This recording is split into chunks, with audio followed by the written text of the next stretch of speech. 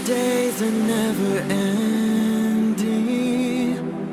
when the nights are feeling lonely, there's a place that I can go, where the birds are free to roam, in the sky, flying high, over fields of green, and where the stars inside the sky, we're the last ones shining bright, pushing through the storm tonight, we'll be burning on and on and on. We're the stars inside the sky, we're the last ones shining bright, pushing through the storm tonight, we'll be burning on and on and on.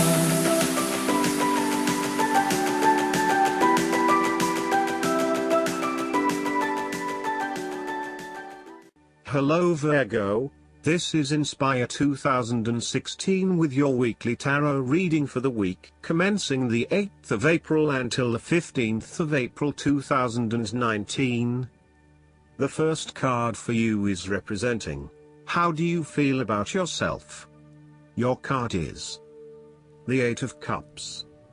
It is time to ask yourself what you can do to bring a deeper satisfaction and joy to your life beyond the obvious pursuit of material satisfaction and/or physical enjoyment.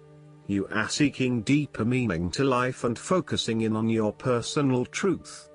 You want to escape from the rat race and pursue deeper, more spiritual goals at this time. You are willing to let go of your material possessions in favor of something more meaningful. Thus, the Eight of Cups is often reflective of the start of a journey of discovery, particularly on a spiritual level. You are disappointed enough to walk away from everything you have built up so far. It could indicate a disappointment in love or dissatisfaction with material success. It could also indicate that you have overextended yourself to the point of emotional exhaustion. Even though you have already come so far, you feel that you can no longer go on and your only choice is to walk away from the situation. You feel disappointed with yourself, but you know that this is the right thing to do before you completely burn out. You may also be feeling that you are giving too much and not getting nearly enough in exchange. The second card for you is representing, what do you want most right now? Your card is the Five of Pentacles. What do you want most right now is the end of financial problems in your life. If you have suffered a loss, know that there are people around you who are willing to help. There is always a solution and always a way out, so either open your eyes and go to it, or close your eyes and let the inner light guide you. Often, what has caused these financial problems is a matter of your own emotions. Greed will lead to loss. Anxiety will lead to error, possessiveness will lead to solitude. By focusing on the material, you lose sight of your spiritual development. You may be rich for a while, but all will be lost if you learn nothing. On a psychological level, there may be a difficulty with your relationship to money and material things. If money becomes the primary motivating force in life and the gauge by which you judge your worth, the lack of it may produce anxiety and a sense of being excluded from the good things money can provide. For example, if you are unfortunate enough to encounter financial difficulties such as the loss of employment or an investment gone belly up, you may fall into the trap of losing faith in your ability to recreate a positive financial situation for yourself. Therefore, you should not only consider your actual financial circumstances but also your attitudes toward money. What fears do you have around money and wealth? Are you anxious about never having enough, or do you have faith in your ability to manifest what you need to live a prosperous, fulfilled life no matter what your circumstances? Often wealth is based as much on your psychological state as your actual financial state. In a world that often equates success with financial wealth, the loss shown on the Five of Pentacles can be a humbling blow to your self-esteem and sense of self-worth. This loss can occur in any number of ways, but even though an external event may seem to be the cause, this card often reflects that the loss is something you have brought upon yourself. There is a spiritual loss that often precedes or accompanies loss of material wealth. The Five of Pentacles can also point to a time of being alone, feeling abandoned, ignored and unwanted. You may be excluded from group events or you are being ostracized by others. You are in desperate need of support and comfort from those who actually care. The third card for you is representing your fears. Your card is the Queen of Swords. You are afraid and very emotionally involved in a particular situation or issue, but this may be distorting your perception of the situation at hand. You need to use your head a little bit more to understand what is happening and read the signals more accurately. Look at your situation objectively and think with your head and not your heart, as this may give you a better picture of the situation and help you evaluate what you need to do next. Similarly, the Queen of Swords suggests that relationships are clouding your usually clear vision.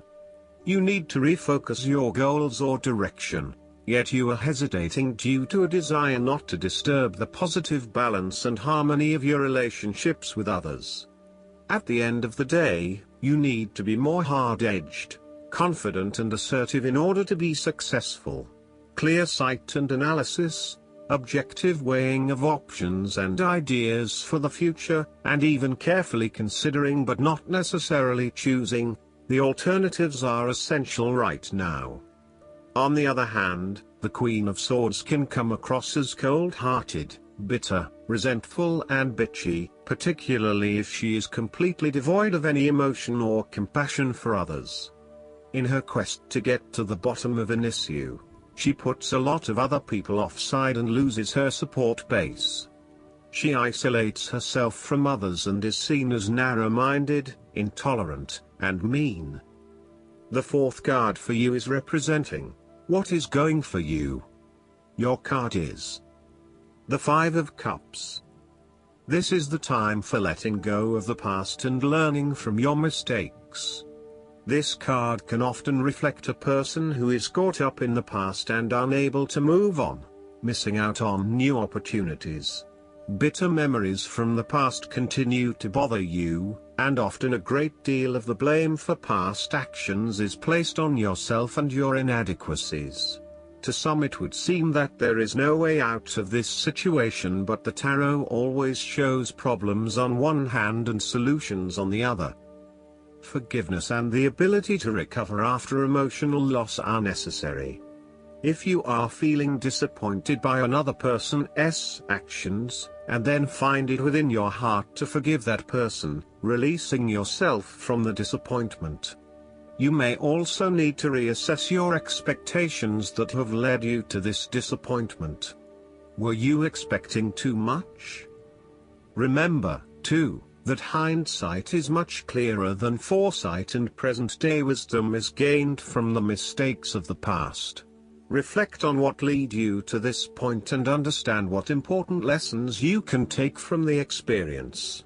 Even when things go pear-shaped, there is always something positive that can be gained by reflecting on the lessons learned.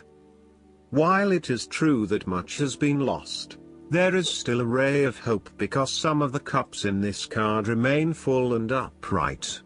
You must not pity yourself when you find yourself in his situation. Instead of looking at the situation from a glasses half empty perspective, look at it from a glasses half full perspective. The fifth card for you is representing what is going against you. Your card is the Three of Cups.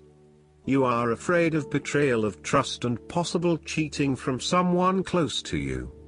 On a broader scale, your creativity may be stifled and instead you are being forced to conform to the group in which you are operating. You may be part of a very tight-knit group that does things a certain way and is not open to innovation or alternative approaches. You need to consider whether you are willing to sacrifice your creative abilities in favor of the group's desires. The Three of Cups may also reflect isolation from others. If this is the case, it is time to take charge of the situation and to reconnect with your community. Consider joining a group or organization, and if the need for support is present, seek out the necessary resources. Similarly, you have lost touch with your close friends, perhaps due to a falling out or other, more demanding priorities such as work or family commitments. See this card as a reminder to reconnect with your friends, let your hair down and have a good time, without worrying too much about the consequences. On the other hand, the Three of Cups may indicate overindulgence in the party scene. You may be spending most nights out at bars and nightclubs, indulging in drugs and alcohol and throwing caution to the wind. You may also be in the work hard, play hard mindset, when what you need is greater balance in your life. Be mindful about the longer-term consequences of your actions and ask yourself whether this is indeed a sustainable lifestyle. Take a break from the social scene to regroup and get some much-needed sleep. The last card for you is representing the likely outcome that you may have. Your card is the Fool. You are about to embark on a new journey, one that is completely unknown and will take you to uncharted territories. The Fool is all about new experiences, personal growth, development and adventure. The Fool card asks you to take a leap of faith and to trust in the universe in that if you begin a new journey, you will find success. This Fool lives a carefree life, free from worry and anxiety. He does not seem to mind if he does not really know what lies ahead. The Fool card may represent a choice to be made, one of vital importance. However, there are always many different options available and the choice must be made wisely. If you are facing a decision or moment of doubt, the Fool encourages you to believe in yourself and follow your heart no matter how crazy or foolish your impulses may seem. This is a time when you need to truly believe and have faith in where the universe is taking you. The Fool is an excellent card to meditate on if you are experiencing a lot of fear in your life. The Fool enhances courage, risk-taking and the creative expression needed to open up new areas in your life. The Fool is always whole, healthy and without fear. He is the spirit of who we are. The spirit expressed and experienced as wonder, awe, curiosity and anticipation. We never know what is in the future, but like the Fool we must blindly go forward. You need to trust that you are a spirit born into flesh to enjoy life and grow in experience. Take a chance and see what happens. Last but not least, the guidance card for you is the Birth and Rebirth. Inspiration and new life are here. Rejoice, for spring is in the air and you re-beginning again. This marker bodes well for any new project, endeavor, relationship, or idea to take shape and to be birthed into the world. It also reminds you that anything old or painful can be brought forth or transformed by a new and creative perspective. This marker reminds you that the process leading up to a birth can feel cumbersome, restrictive, painful, and never-ending. Yet the final shift brings an extraordinary gift of new life, a new vision born out of surrender, and a total release. Know that you've come far and are at a place to celebrate your ideas and all things anew. This card asks that you align yourself with the mystery of spirit, the true source of creative energy and power. None of us are inspired without the subtle and profound influence of the soulless longing and the urgings of the divine. Remember the prayer, make me a channel for divine creativity, use me as an instrument of a higher will, and watch a miracle unfold.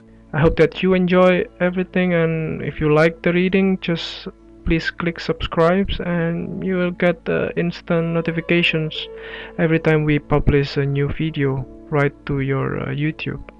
Thanks.